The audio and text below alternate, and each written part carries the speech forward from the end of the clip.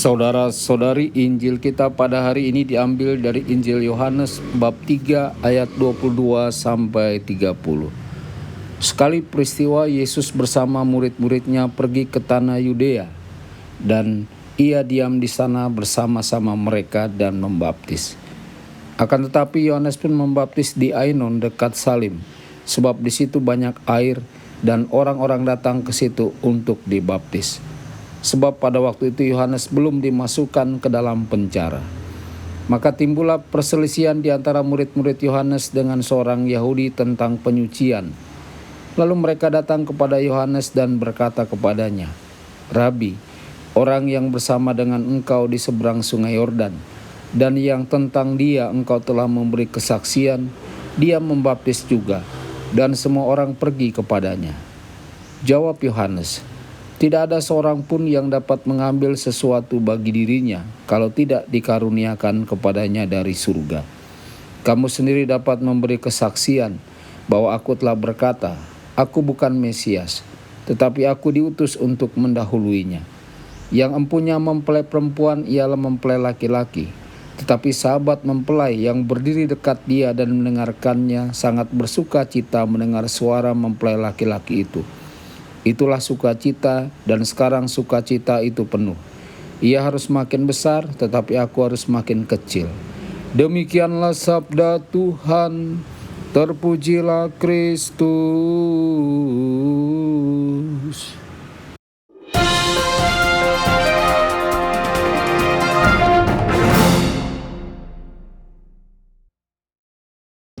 Dalam nama Bapa dan Putra dan Roh Kudus. Amin. Saudara dan saudari terkasih dimanapun Anda berada, jumpa lagi dengan saya Romo Tedens dalam saluran Warta Kabar Sukacita. Semoga Anda semua dimanapun berada senantiasa dalam keadaan sehat dan bahagia. Saudara-saudari, baik Yohanes Pembaptis maupun Yesus menunjukkan sebuah jalan baru kepada orang banyak. Namun Yesus setelah terlebih dahulu masuk dalam gerakan Yohanes Pembaptis dan dibaptis olehnya, melangkah lebih jauh dan membentuk gerakannya sendiri. Ia membaptis orang-orang di sungai Yordan. Pada saat Yohanes pun melakukan hal yang sama. Keduanya menarik perhatian orang miskin dan mereka yang terabaikan di Palestina dengan mewartakan kabar baik tentang kerajaan Allah. Yesus sebagai pewarta baru memiliki keunggulan tertentu dibanding Yohanes Pembaptis. Ia membaptis lebih banyak orang dan menarik lebih banyak murid. Karena itu timbul ketegangan antara murid-murid Yohanes dan murid-murid Yesus mengenai soal penyucian, yaitu tentang nilai baptisan. Para murid Yohanes merasa iri dan datang kepada Yohanes untuk mengadukan perkembangan gerakan Yesus. Jawaban Yohanes kepada para muridnya adalah jawaban yang sangat indah dan menunjukkan kebesaran jiwanya. Yohanes membantu murid-muridnya melihat segala sesuatu secara lebih objektif. Ia menggunakan 3 argumen. Pertama, tidak ada seorang pun menerima apapun kecuali yang diberikan Allah.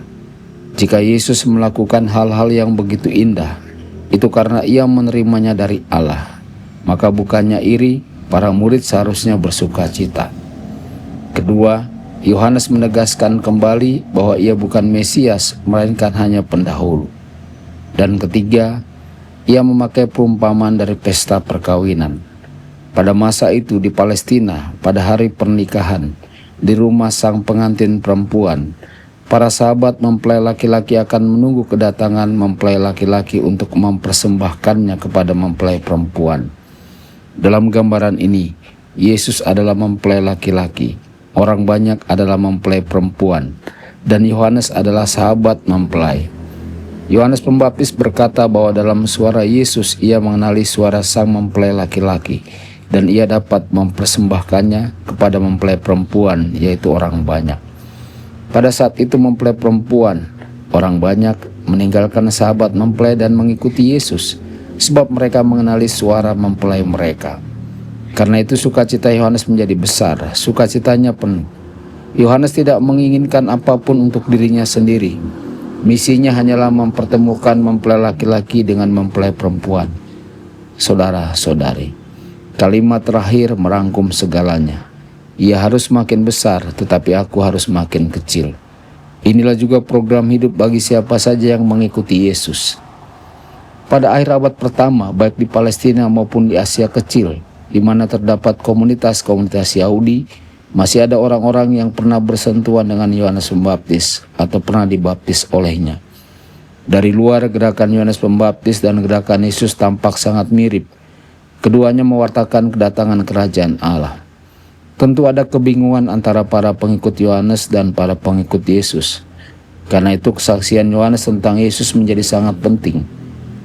Keempat Injil dengan tegas menampilkan kata-kata Yohanes Pembaptis yang menyatakan bahwa ia bukan Mesias. Bagi komunitas Kristen, jawaban Yohanes, ia harus makin besar dan aku makin kecil, tidak hanya berlaku bagi para murid Yohanes pada zaman Yesus, tetapi juga bagi para pengikut komunitas baptis atau kelompok serupa pada akhir abad pertama. Saudara-saudari, ia harus makin besar, aku harus makin kecil. Inilah program Yohanes. Apakah ini juga menjadi program hidup kita? Yang terpenting adalah mempelai perempuan menemukan mempelai laki-lakinya. Kita hanyalah penyambung suara, tidak lebih. Apakah kita sungguh menjalani peran ini? Tuhan Yesus memberkati Anda semua. Sabda Allah adalah kebenaran. Sabda Allah adalah kehidupan. Mari kita mencintainya, mari kita menghayatinya. Ya Tuhan yang ku muliakan, sabdamu angkat resahku.